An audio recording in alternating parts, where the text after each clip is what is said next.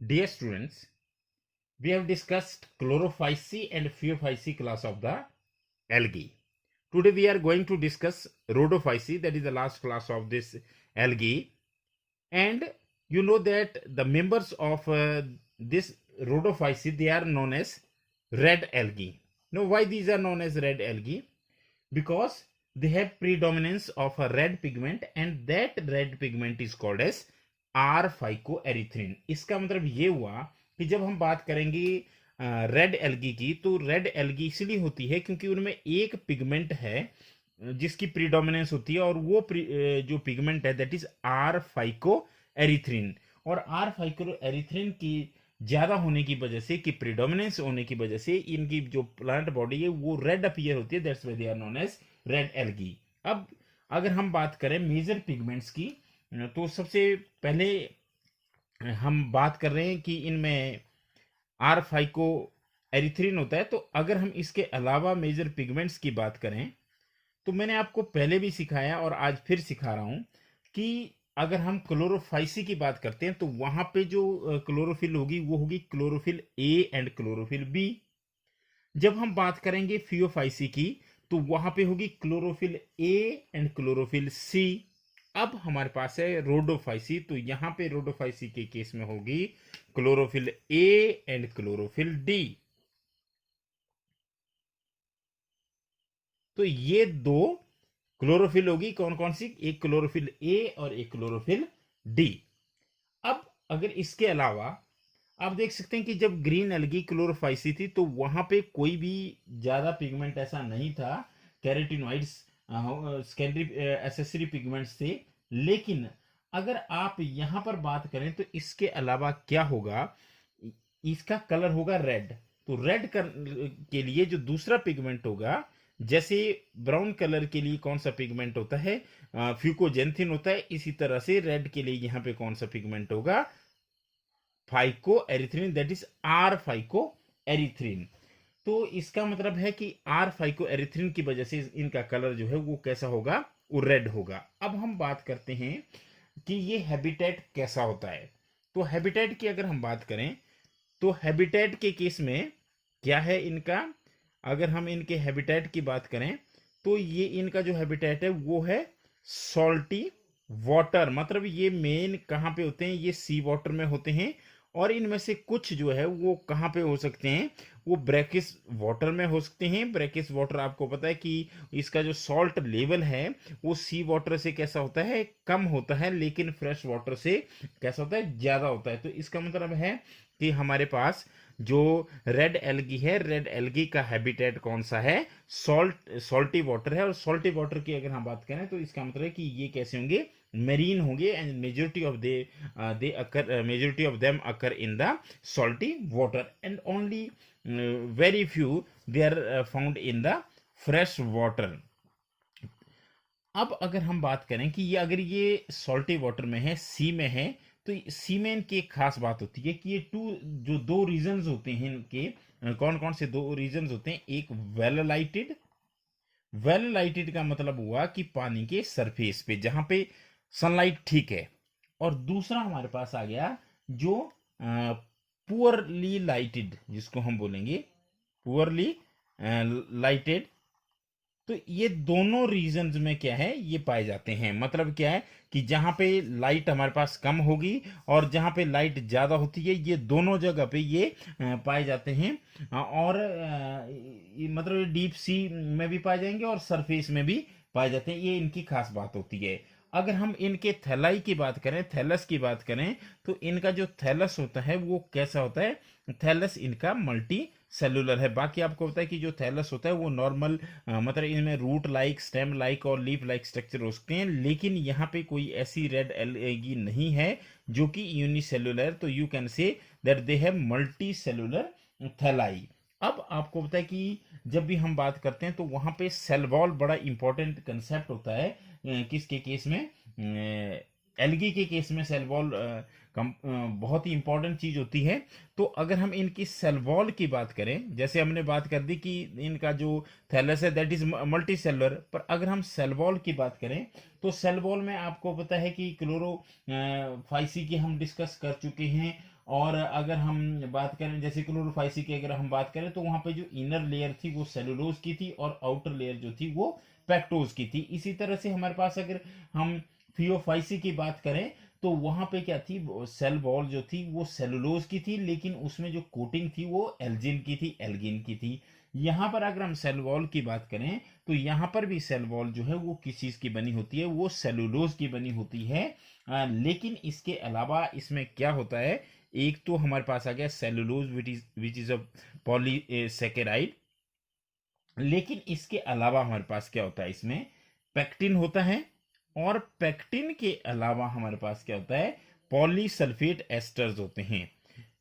Polysulphate asters हमारे red algae की cell wall में पाए जाते हैं। तो इसका मतलब क्या हुआ कि जो सेल वॉल है रेड एल्गी की वो किस चीज की बनी हुई है, cellulose plus pectin plus polysulphate asters की। तो ये बात है सेल वॉल की। अगर हम बात करें कि रिजर्व फूड मटेरियल, आपको पता है कि जो स्टोर्ड फूड है that is also important in case of algae. तो यहाँ पे जो स्टोर्ड फूड है वो क्या होगा। अब स्टोर्ड फूड की अगर हम बात करें तो सबसे पहले हमारे पास जो स्टोर्ड फूड होता है, अगर हम बात करें क्लोरोफाइसी की तो वहाँ पे स्टार्च होता है, और अगर हम बात करें फियोफाइसी की तो वहाँ पे मैनिटोल और लेमिनेरिन स्टार्च होता है। लेकिन अगर हम यहाँ पर बात करें तो यहाँ भी स्टार्च है, पर इस स्टार्च को बोला जाता है फ्लोरिडियन स्टार्च।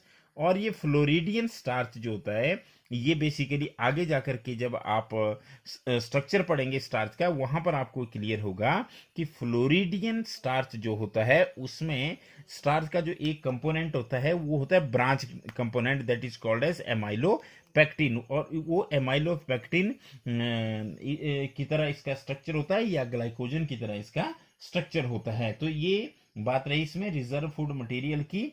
और रिजर्व फूड मटेरियल यहाँ पे कौन सा होगा, आप इजीली बता सकते हैं कि इट इज फ्लोरिडियन स्टार्च। अब हम बात करते हैं सबसे इंपॉर्टेंट कंसेप्ट की, दैट इज रिप्रोडक्शन।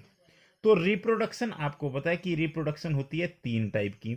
रिप्रोडक्शन तीन टाइप की कौन कौन सी होती है, रिप्रोडक्शन होती है एक वेजिटेटिव, और दूसरी होती है एसेक्सुअल, और तीसरी होती है हमारे पास सेक्सुअल रिप्रोडक्शन।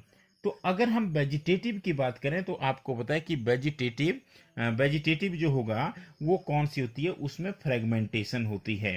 तो यहां पर भी वही मेथड है कि इसमें जो वेजिटेटिव रिप्रोडक्शन होगी that takes place by the process of fragmentation. और फ्रेगमेंटेशन का मतलब क्या है कि प्लांट बॉडी जो है वो फ्रेगमेंट्स में बढ़ जाएगी, and each fragment will developed into independent organism, और you can say independent thallus. अब अगर हम बात करें एसेक्सुअल रिप्रोडक्शन की, तो जो एसेक्सुअल रिप्रोडक्शन यहाँ पे होती है that is very unique. Why it is unique, because here the spore forms are non motile. जब तक आपको पता है कि एल्गी की अगर हम बात करते हैं तो एल्गी में कैसे स्पोर्स होते थे, एल्गी में स्पोर होते थे क्लोरोफाइसी, और अगर हम फियोफाइसी की बात करें तो वहां पे जो स्पोर होते थे वो कैसे होते थे, मोटाइल होते थे।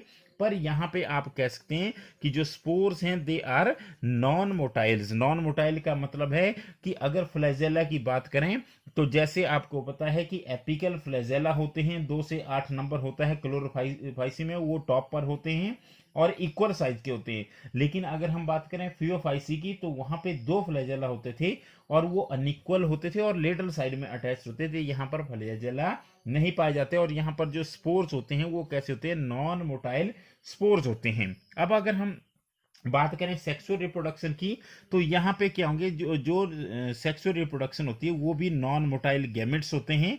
लेकिन आपको पता है कि नॉन मोटाइल गैमेट्स के अलावा यहाँ पर जो रिप्रोडक्शन का मेथड है, वैसे तो आपको पता है कि आइसोगैमी होती है, एन आइसोगैमी होती है, और ऊगैमी होती है। लेकिन यहाँ पर जो कॉमन मेथड है दैट इज ऊगैमी। ऊगैमी का मतलब होता है कि जो गैमेट्स हैं they are morphologically and physiologically different. अब हमने बात की रेड एल्गी की, मैं थोड़ा सा इसको समराइज करना चाहूंगा कि जो रेड एल्गी होती है, red algae is comes under the class that is called as rhodophyceae, और and these appear red due to the predominance of a pigment that is called as R-phycoerythrin। अब अगर हम इनके मेजर पिगमेंट्स की बात करें तो इनमें जो क्लोरोफिल होती है वो क्लोरोफिल ए और क्लोरोफिल डी होती है।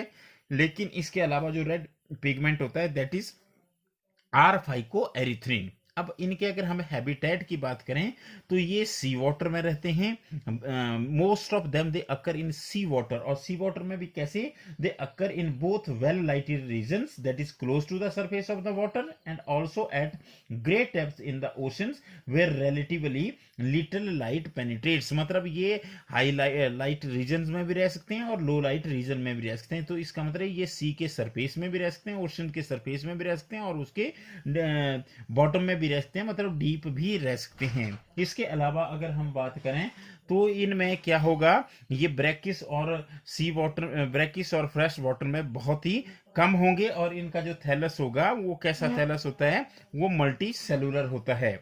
सेल वॉल की अगर हम बात करें तो सेल वॉल कैसी होती है, वो सेलुलोज, पेक्टिन और पॉलीसल्फेट एस्टर्स की बनी होती है, और इनमें जो रिजर्व फूड मटेरियल है दैट इज फ्लोरिडियन स्टार्च।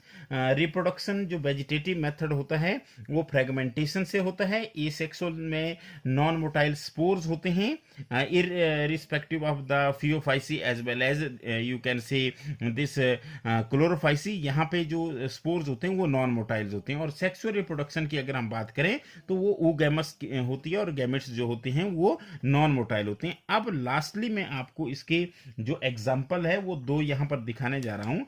ये पोरफायरा है, और पोरफायरा में आप देख सकते हैं इसमें फ्रंट जो फोटोसिंथेटिक ऑर्गन है। इसके अलावा ये पॉलीसाइफोनिया है, इसमें आपको पता है कि ये मेन एक्सिस है बीच में, और इसमें ब्रांचेस लगी हुई है। तो इसके जो एग्जांपल्स हैं, तो एग्जांपल इसका बड़ा आसान तरीका एग्जांपल याद करने के लिए, P square and G square. तो P square means porphyra, polysiphonia, और जी स्क्वेयर में क्या आएगा, जी स्क्वेयर में आएगा जेलिडियम, और दूसरा हमारे पास आएगा ग्रेसिलेरिया। और आपको पता है ये नाम आप पहले भी पढ़ चुके हैं जब हमने अगर की बात कही, तो ये आपको पता है वो Gelidium and Gracilaria are the sources of agar, वो यहाँ से प्रोड्यूस होता है। तो इस तरह से आज हमारी जो एल्गी है वो पूरी तरह से खत्म हो जाती है। और इसके जो हमने एग्जाम्पल पढ़े वो पढ़े porphyra, Polysiphonia, gelidium and gracilaria. In the next video, we will study the comparative account of chlorophycy, phaeophycy as well as rhodophycy with the reference to the major pigments, stored food, cell wall as well as flagellar number and position of insertion along with their habitats. Thank you very much.